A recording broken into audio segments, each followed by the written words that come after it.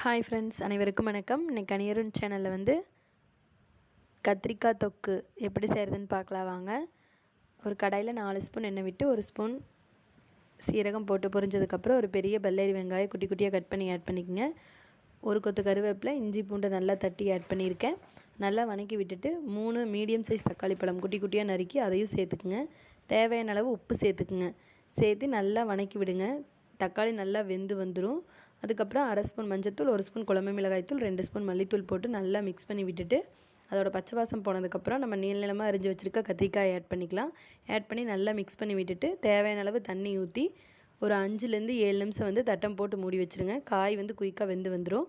லாஸ்ட்டில் 2 பீஸ் தேங்காய் அரைச்சி உள்ளே ஆட் பண்ணி தட்டம் போட்டு ஒரு 2 மினிட்ஸ் மூடி வச்சோம் அப்படின்னா கத்திரிக்காய் தொக்கு ரெடி. நீங்களும் இது மாதிரி ட்ரை பண்ணி பாருங்கள். சாப்பாடு, தோசை ரெண்டுக்குமே சூப்பராக இருக்கும்.